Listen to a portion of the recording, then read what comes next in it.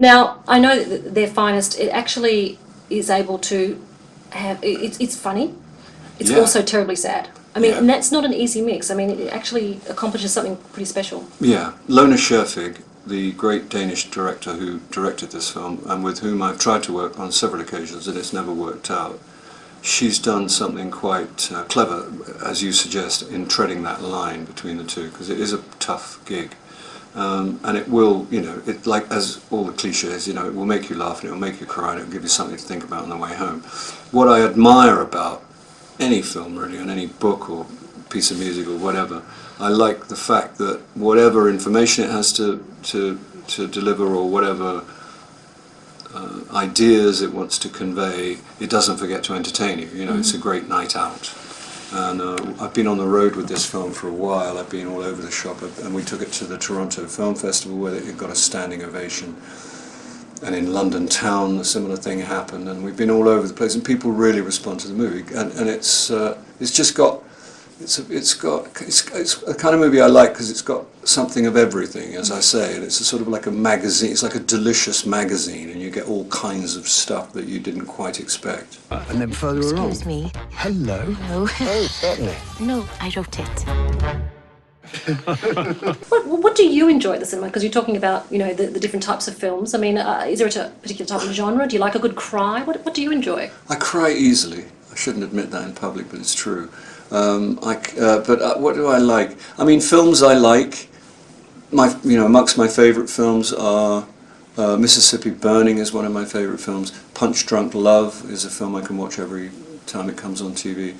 Bringing Up Baby with Cary Grant and Katharine Hepburn, I think, is a gorgeous entertainment. So there's all kinds of stuff. I have it would be my guilty pleasure, except I'm not guilty about it, is I like sports movies where they go into slow motion at the end. Do you know what I mean? If you've got him scoring that vital final goal and it goes into slow motion and he turns to the girl in the stands and punches the air, I'm all over that stuff. Are you crying by that stage? I'm not at liberty to tell you. Okay. Well, you are a busy man, and being a busy actor obviously is a very good thing. How important is it for you to be this active? Well, I just go to work. I have been accused of workaholism, and I'm always very defensive about that, which probably means it's true.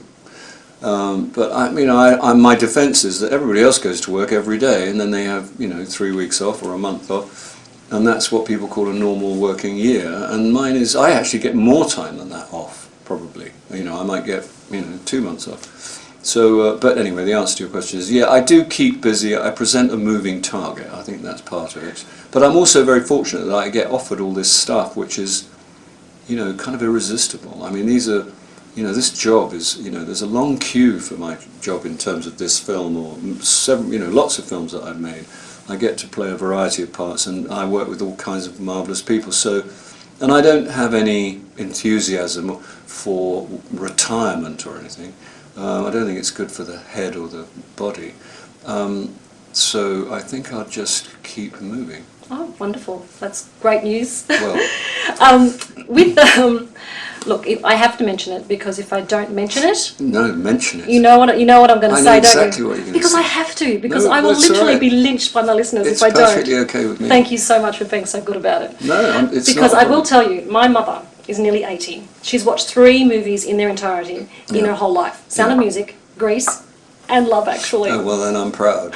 Okay. I mean, come on. So she's familiar with your character, and she's thrilled that I'm talking to you. Good. So tell us, this film, I mean, how life-changing has it been? It did actually, yeah. It changed everything for me. I was doing okay. I'm always desperate to tell people. I had a familiar English career. I was on TV and in the theatre. All of it has been kind of unexpected as far as I'm concerned. I had in retrospect, I think it's all such a long time ago, but I think I'm reliable in this particular area, but I had very, very low expectations, so I didn't expect to be on TV. I never expected to be in a movie. Love Actually came along when I was in my mid-40s, I think. I had no plans to be in the movies particularly. I'd been in a couple of movies, and not in any... Yeah, I had actually. I'd been in a few British independent movies, and then Love Actually came along, and you were aware that if you were in a Richard Curtis movie, it was probably going to present a shift, you know, and it did. Because it made me visible, as it were, everywhere. You know, suddenly. Why is it so successful? I don't know why it's endured. I don't know why it's entered the language in the way that it has, except that, you know, it's a really good film about something that people yearn for, which is, you know, films that are declared searingly honest. Or that expression is always attached to films that show you how bad things can get, how dreadful people can be, and what a dreadful place the world is. They never say searingly honest about films that show you how people can be, you know, exemplary and good and tender and kind to one another, and that the world is actually, if you can slow down, you know, and as long as you're not, you know, you have good fortune, can be a beautiful place. So I think people love to see. It's the general feeling that the film gives you. There is a sort of atmosphere which he created, and people want to go live there for a while, you know, because it's just a place where people do try and behave decently, and they are, you know, funny, and they do love one another. Richard Curtis always said the best bit of the film is the bit I didn't write or direct, which is the bit where he put the camera in Heathrow and people were just meeting their family and their loved ones off the plane, and you know, and that always gets me, you know, because it's a very good example of how, you know, it's like this film, you know, this film shows how people can, when faced with one common danger, they can combine with compassion and courage, and they can focus on that which brings them together and not that which divides them.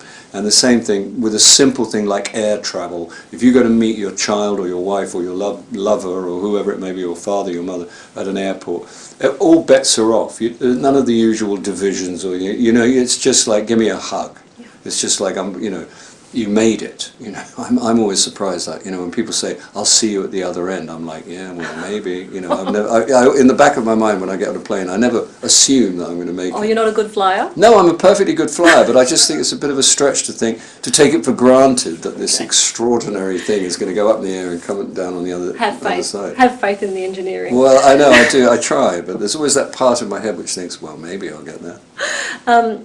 There are people that, you know, sort of compete or show off, you know, how many times they've seen Love Actually. Can I ask? This is my chance. How many times have you actually watched it? I've only ever sat. I don't watch things I'm in because I can't bear it, but I did watch Love Actually once all the way through because we were in New York, and you know, people have always, you know, they say, oh, you should watch this one. You know, because they know that I don't watch things, and then they say, well, this one you should watch.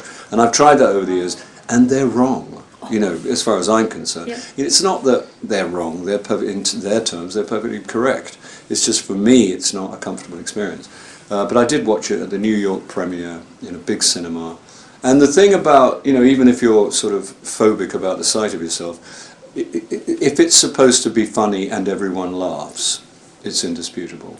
So when you get laughs, and that, you know, and everyone laughs at the point at which you've arranged, along with a brilliant writer called Richard Curtis, you've arranged for them to laugh.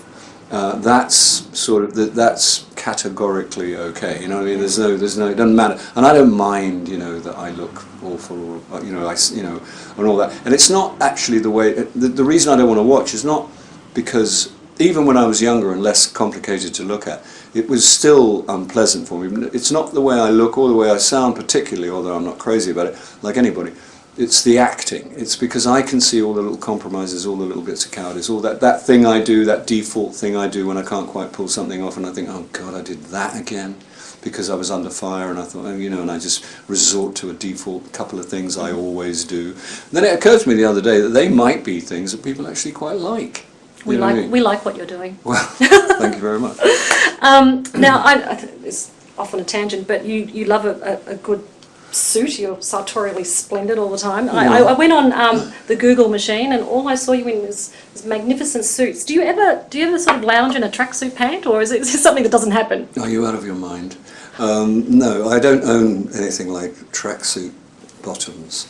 I have a theory that if your destiny was blue collar and you entered the theatre, you dressed up.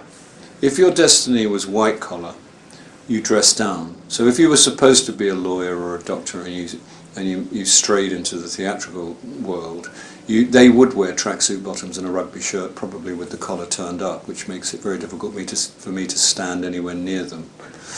But if your destiny was blue collar, which mine basically was, and lots of my friends, we tend to turn up sort of, well, depending on how you stand, where you stand, but we tend to turn up kind of sadly overdressed.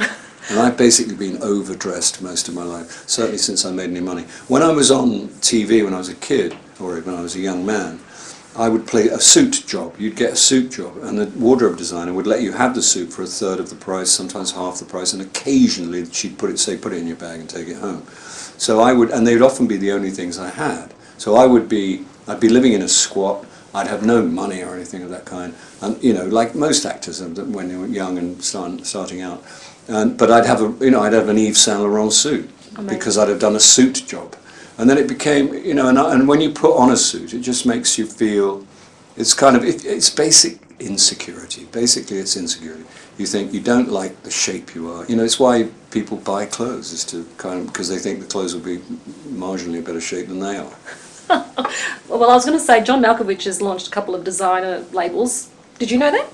No, I didn't know that. Yeah. I'm very interested to know that. I'd like to see them. Yeah, a couple of times. And most recently, just in January, a new range. Are you tempted perhaps to? Yes, I am tempted actually. I have toyed with the idea, and I would love to have a line of suits. They're very simple, very classic, and I would love the idea of what you call an affordable suit in a couple of colours. There are really only two colours. Well, navy blue, obviously, and very dark grey. And don't come near me with that black thing. You are in Melbourne, remember? That's all we wear. What is black? It's all right for girls. Girls can wear black, but I always get. And guys can wear whatever they want. I'm uneasy around black suits, and I couldn't possibly wear one myself. Okay. But there's really only one colour, which is dark blue. I think I'm probably going to have to wrap up in a second, so I'm going to make this my last question. But I do hear that you're very comfortable with the fact that people ask for selfies every time you take a step in the street. I mean, get used to it, or I've never had a problem with it. I don't own a car, and I have no plans to buy one, and I love to walk, and that's what I do in London town. So I meet a lot of people, and because I'm an actor, obviously. Often they would it happens a lot, but I'm so used to it, and they're always nice, and it's, and I see it as an extension of what I do, and I take it as a sign that, we're doing something right, that people like what you do, and they want a record of it. I don't have, it takes a second, you know what I mean, and it's not, obviously with the selfie revolution, it's a whole other level now, but it's not really a problem, and I've never, it's perfectly okay. Oh, that's lovely. Well, thank you so much for the chat. Pleasure. Appreciate it. Thank you.